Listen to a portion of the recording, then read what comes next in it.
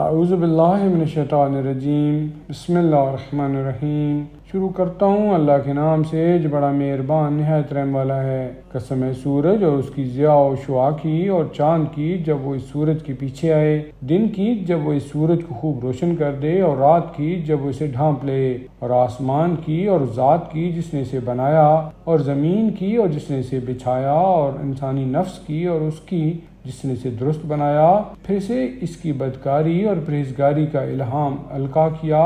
بے شک وہ شخص فلاح پا گیا جس نے اس نفس کا تزکیہ کیا، اور وہ شخص نامراد ہوا جس نے گناہ سے آلودہ کر کے اسے دبا دیا۔ قوم سمود نے اپنی سرکشی کی وجہ سے اپنے پیغمبر کو جھٹلایا۔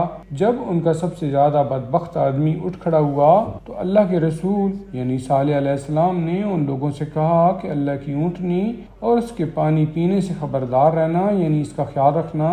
بس ان لوگوں نے اس رسول کو جھٹلایا اور اونٹنی کی کونچیں کاٹ دیں، تو ان کے پروردگار نے ان کے گناہ عظیم کی پاداش میں ان پر ہلاکت نازل کی اور اسی بستی کو زمین کے برابر کر دیا، اور اللہ کو اس واقعہ کے انجام کا کوئی خوف نہیں ہے۔ شروع کرتا ہوں اللہ کے نام سے جو بڑا مہربان نہایت رحم والا ہے۔ قسم ہے رات کی جب کہ وہ دن کو ڈھانپ لے، اور قسم ہے دن کی جب کہ وہ روشن ہو جائے، اور اس ذات کی قسم جس نے نر اور مادہ کو پیدا کیا۔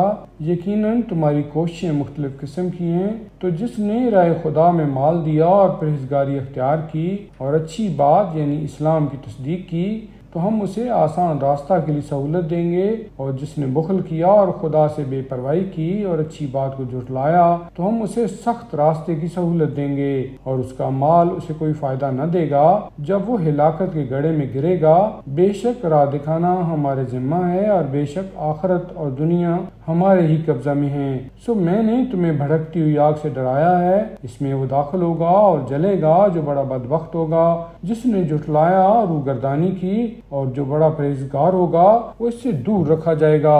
جو پاکیزگی حاصل کرنے کے لیے اپنا مال دیتا ہے اور اس پر کسی کا کوئی احسان نہیں ہے جس کا بدلہ دیا جائے، بلکہ وہ تو صرف اپنے بالا و برتر پروردگار کی خوشنودی چاہتا ہے، اور ان قریب وہ اس سے ضرور خوش ہو جائے گا۔ شروع کرتا ہوں اللہ کے نام سے جو بڑا مہربان نہایت رحم والا ہے۔ قسم ہے روز روشن کی اور رات کی جب کہ وہ آرام و سکون کے ساتھ چھا جائے۔ اے رسول، نہ آپ کے پروردگار نے آپ کو چھوڑا ہے اور نہ وہ ناراض ہوا ہے۔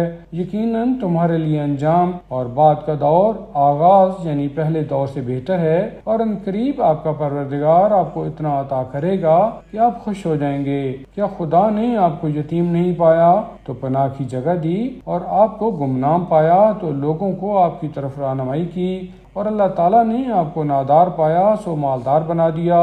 بس یتیم پر سختی نہ کیجیے اور سائل کو نہ جھٹکیے، اور اپنے پروردگار کی نعمت کا اظہار کیجیے۔ شروع کرتا ہوں اللہ کے نام سے جو بڑا مہربان نہایت رحم والا ہے۔